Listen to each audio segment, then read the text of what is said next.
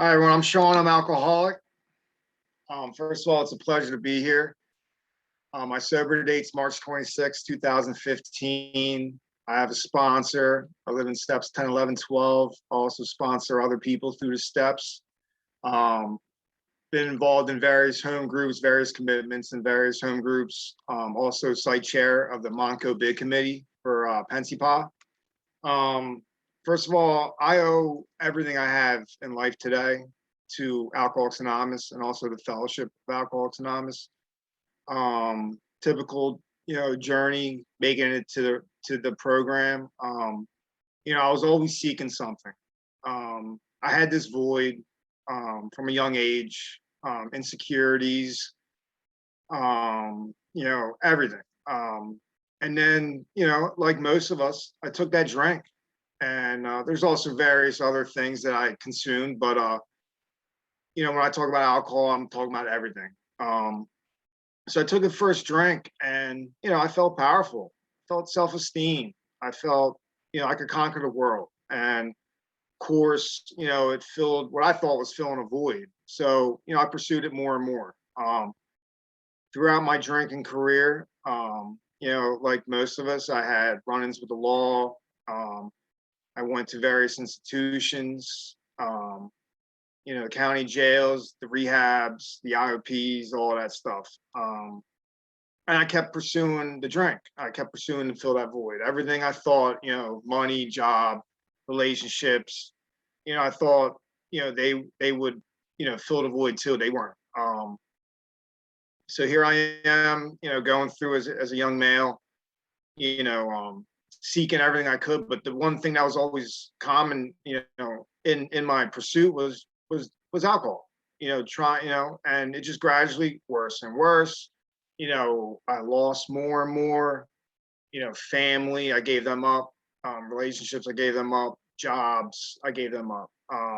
Eventually, I ended up in state prison, and I found myself at a point where I was sober, but I was still making bad decisions, right? I was still living as a drunk, I was living dirty.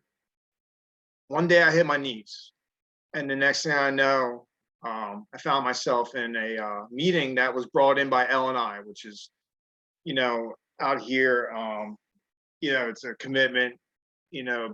People bring, meetings into institutions. Let's say L&I. I think that's it. L&I. But so people bring these meetings in, and I would go to this room and sit in this meeting, and people will talk about the steps. People talk about Alcoholics Anonymous to me, and I started reading the book. I started getting into it. I didn't have a sponsor, but I was sober, and I was working on my relationship with my higher power. And so for about 4.5 years, I pursued that relationship. I read the book. Didn't have a sponsor. I eventually was paroled out. I ended up, in a recovery house. It was a 12-step oriented recovery house for the most part.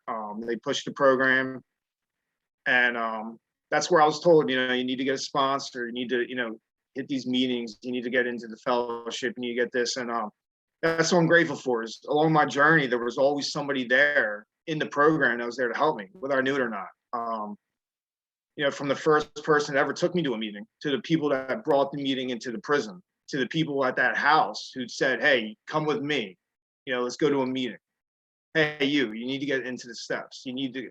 So I was pushed all along, through people in the program, and I'm forever grateful. And that's how I live today. I got a sponsor. He thoroughly, vigorously took me through the steps, according to the book.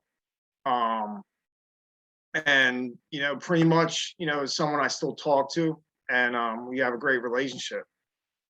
And today, I look back at that journey through the steps, and I needed that, and I needed like a certificate. I needed like a graduation. I needed to be told, like, hey, like, you're doing good. This is where we're pursuing into the next one.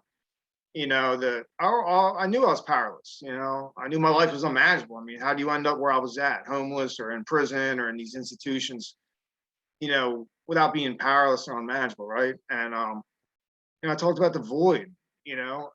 What's greater than looking at step two, and thinking of that power, that can restore us, And as I pursued that relationship, that void was filled. And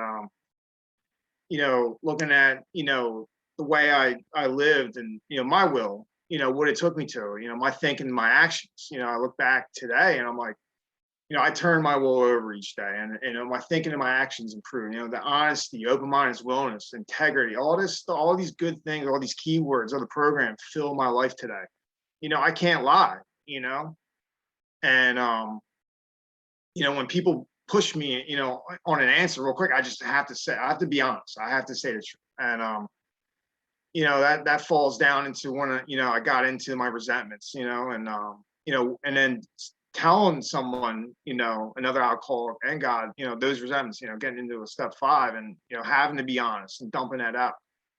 Of course I'm not perfect, but, looking at, my defects and continuing to work on those, asking them to be removed, fixing the damage I caused, getting into, those direct amends, and really getting into those things, fixing them to the best of my ability, and then where I'm at today in 10, 11, 12, continuing to work on, defects of character, reaching out and improving my relationship with my higher power, through prayer and meditation, recognizing, and casting, each day, right, where I did right, where I did wrong, where I can improve, recognize them.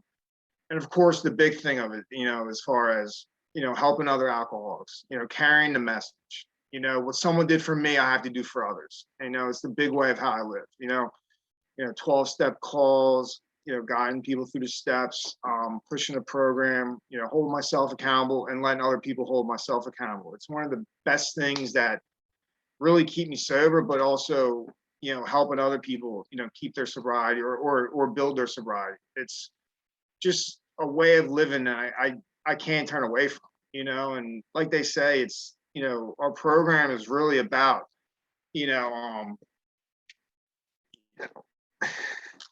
getting told stop saying, but hey, I'll look at that later tonight, right? So,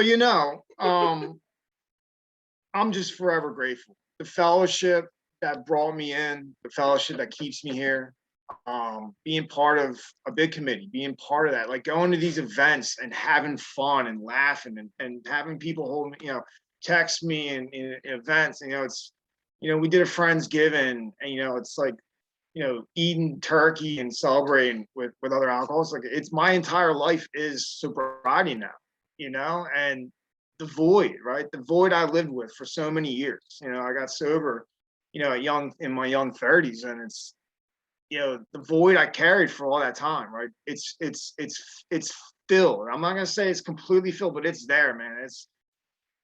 And I owe it all to the program. I owe it all to you guys. I owe it to the people that helped me along. I owe it to the people I help, because they keep me sober too, as much as the people that helped me get to where I am, reaching out and, walking, finishing up step 12 last weekend with a guy and just saying, like, get your hand up, start helping others, and reaching out to him and saying, did you get your hand up?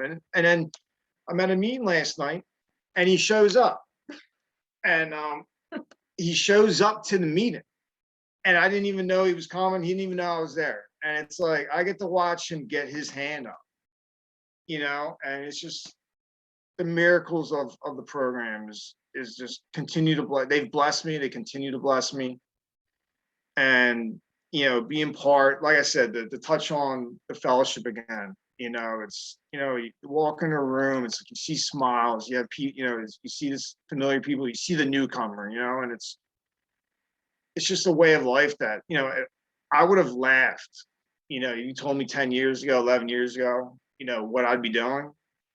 And I look back now and I'm like, in the last little over 2 years of freedom, right, of my sobriety, it's got a little over 6 years, 7 coming up in a month and, about 2 months. In a matter of a little 2 over years, what I've accomplished because of the program, because of my sobriety, just being able to live free, sober and free, internally rich,